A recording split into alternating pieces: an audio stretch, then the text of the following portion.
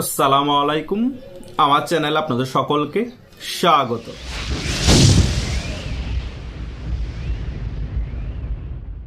America, Iran, Israel যুদ্ধ যতই মারাত্মক আকার ধারণ করছে, ততই বাংলাদেশের মধ্যে আবার ভারতের আধিপত্য বিস্তার হচ্ছে। অনেকেই প্রশ্ন করতে পারেন, কিভাবে আধিপত্য বিস্তার হচ্ছে আগের মতো, আপনি কি করে বুঝলেন? এই রিসেন্টলি আপনি বিভিন্ন ধরনের খবরগুলো দেখেন। ভারতীয় রাষ্ট্রদূত যিনি আছে বাংলাদেশে নিযুক্ত, তার কাছে শুধু ধর্ণা দিচ্ছে বিএনপির অনেক নেতারা এবং মন্ত্রীরা। হঠাৎ করে বিএনপির এত ভারত প্রীতি কেন হলো, এবং ভারতেরও বিএনপির সাথে এত ধরম মহরম সম্পর্ক কেন হয়ে গেল? আবার হুট করে আজকে একটি বক্তব্য দিয়ে দিলেন মির্জা ফখরুল ইসলাম আলমগীর যে বাংলাদেশ আওয়ামী লীগের উপর যে কার্যক্রম নিষেধাজ্ঞা আছে সেটা আমরা তুলব না। আমার কথা হচ্ছে, ভারতের বাংলাদেশে আধিপত্য বেড়ে যাচ্ছে, দ্বিতীয়ত বিএনপিও ভারতের সাথে সম্পর্ক ভালো করছে, তৃতীয়ত হুট করে মির্জা ফখরুল এই বক্তব্য দেওয়ার কারণ কি? তার মানে হচ্ছে ভারত এখন অপশন বি অ্যাপ্লাই করে খেলছে। অপশন বিটা কি? ভারত এখন আওয়ামী লীগ নিয়ে অনেক বেশি কনসার্ন না, এখন বর্তমানে যে বিএনপি সরকার আছে তার সাথে কূটনীতিকভাবে একটা ভালো সম্পর্ক করতে চাচ্ছে এবং আধিপত্য বাংলাদেশে বিস্তার করতে চাচ্ছে।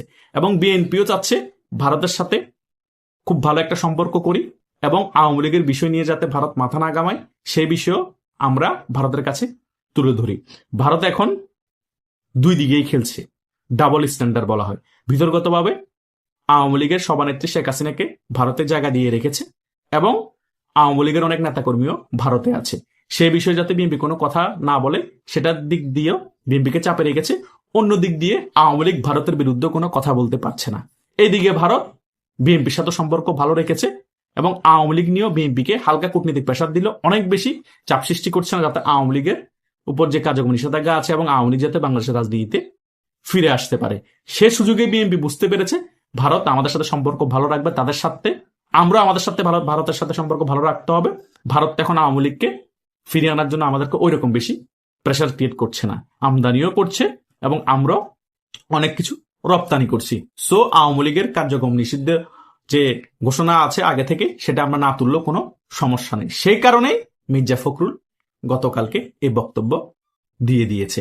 সেই কারণে ভারতের যে অনেক বেশি দাপট বেড়ে গিয়েছে বাংলাদেশে, এটা নিয়ে আওয়ামী লীগের নেতাকর্মীদের অনেক বেশি খুশি হওয়ার কোনো কারণ নেই এই রিসেন্টলি সময়ের জন্য। এটা হয়তো বা 1-2 বছর পরে ভারত আরো বেশি বাংলাদেশে আধিপত্য বিস্তার করতে পারলে, মোটামুটি আগের মতো কন্ট্রোল নিয়ে ফেলতে পারলে বাংলাদেশে, তারপর আওয়ামী লীগের জন্য হয়তো বা ভালো কিছু অপেক্ষা করছে। কিন্তু এই রিসেন্টলি সময়গুলোতে ভারতের দাপট বাড়াতে আওয়ামী লীগের কোনো প্লাস পয়েন্ট নেই, বরং ভারতের প্লাস পয়েন্ট। ভারত আবার আওয়ামী লীগ না থাকার পরও বাংলাদেশে একটা আধিপত্য বিস্তার করতে পেরেছে এবং বিএনপিও খুশিতে 5 বছর সরকার পরিচালনা করতে পারবে, সেটা একটা চুক্তি করে ফেলবে ভারতের সাথে। এভাবেই করে একটা খেলা চলতেছে। মধ্যখান দিয়ে আওয়ামী লীগ একটু কোণঠাসা অবস্থায় আছে।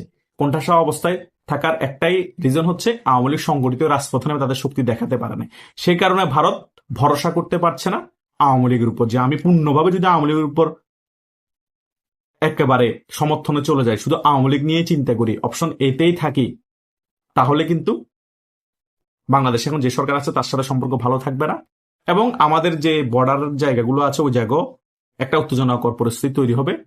সে কারণে আওয়ামী লীগ আগে সংগঠিত হওয়ার জন্য সময় নেই, সংগঠিত শক্তি প্রদর্শন করে যখন রাজপথে শক্তি দেখাতে পারবে, তখন আমরা যে আধিপত্য বিস্তার করেছি বাংলাদেশের মধ্যে এই রিসেন্টলি সময়গুলোতে আরো বাড়বে আওয়ামী লীগ শক্তি প্রদর্শন করে দেখাতে দেখাতে।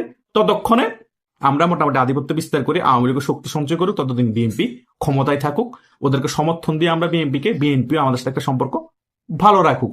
এভাবেই করে এখন রাজনীতি খেলাটা চলছে। তাই আওয়ামী লীগের মতো করে শক্তি সঞ্চয় করে ফিরে আসতে হবে, তা না হলে বিএনপি এবং ভারতের সাথে যে সম্পর্ক আছে সেটা এভাবেই চলতে থাকবে যতদিন পর্যন্ত আওয়ামী লীগ তাদের শক্তি রাজপথে প্রদর্শন করতে পারবে না।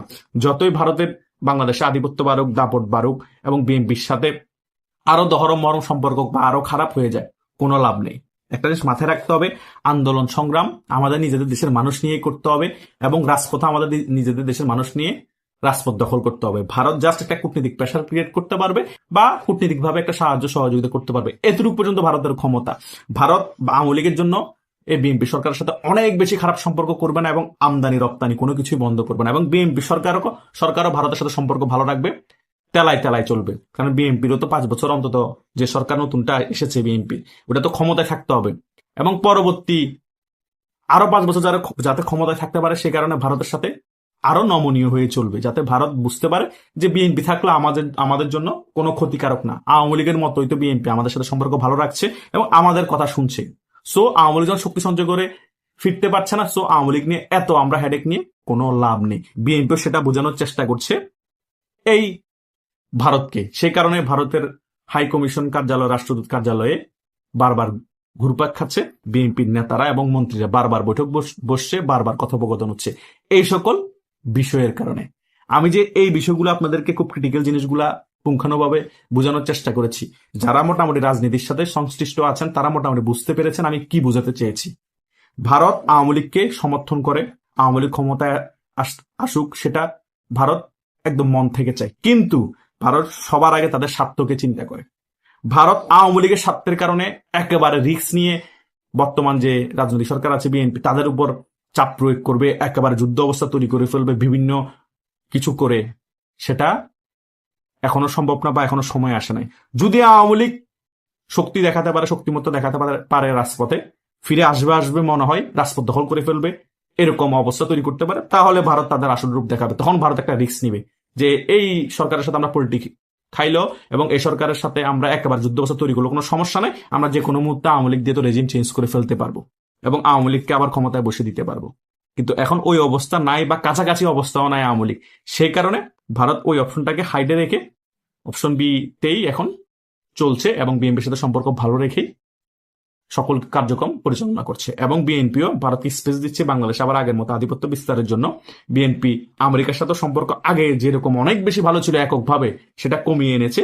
আমেরিকার আধিপত্য একটু একটু আছে, কিন্তু আমেরিকার আধিপত্য এই ভারত সিস্টেমেটিক ভাবে বাংলাদেশে কমানোর চেষ্টা করছে বিএনপির সাথে সম্পর্ক ভালো রেখে।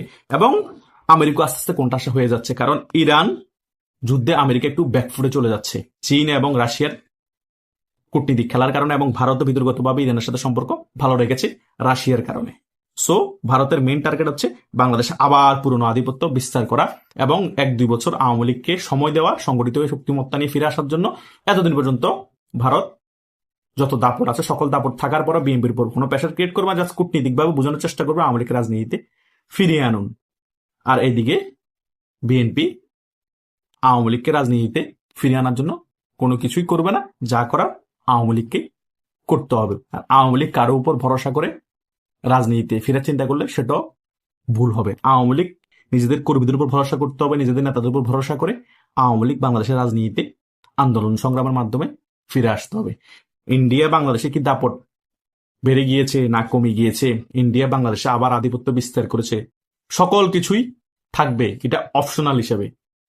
আর বাকিটা বাংলাদেশ আওয়ামী লীগকে সংগঠিত হয়ে রাজপথে নেমে করতে হবে। কারণ বিএনপি আওয়ামী লীগের মেন প্রতিদ্বন্দ্বী রাজনৈতিক দল। বিএনপি কখনোই চাইবে না বাংলাদেশের মধ্যে আওয়ামী লীগের রাজনীতি আবার ফিরে আসুক, আবার আওয়ামী লীগ শক্তি সঞ্চয় করে আগের মতো শক্তি নিয়ে নির্বাচনে অংশগ্রহণ করুক। বিএনপি কখনোই চাইবে না। বিএনপি নিয়ে যতই প্রেসার থাকুক, বিএনপি চাইবে আওয়ামী লীগ কোনটাসা থাকুক, শক্তি নিয়ে ফিরতে না পারুক, আওয়ামী লীগের নেতৃত্ব দুর্বল হয়ে যাক, আমরাই ক্ষমতায় থাকি। এটাই হচ্ছে রাজনীতি। এটা আওয়ামী লীগ হলেও করতো, বিএনপি এখন ক্ষমতা আছে, বিএনপি করতেছে। এটা ন্যাচারালি, এটা মেনেই আওয়ামী লীগকে রাজনীতি করতে হবে এবং আওয়ামী লীগের কর্মীরা এগুলো মেনেই রাজনীতি করতে হবে। সো হতাশ হওয়ার কিছু নেই, উজ্জীবিত হয়ে শক্তি সঞ্চয় করুন, রাজপথে নামার প্রস্তুতি গ্রহণ করুন। এটাই হবে আমার মূল কথা। বাকিটা আপনাদের নেতারা কি নির্দেশনা দেয় সেটার উপর ডিপেন্ড করবে। আশা করছি আপনারা সকল বিষয় বুঝতে পেরেছেন। তবুও যদি কোনো কনফিউশন থাকে কমেন্ট করে আমাকে জানাতে পারেন। ধন্যবাদ সকল।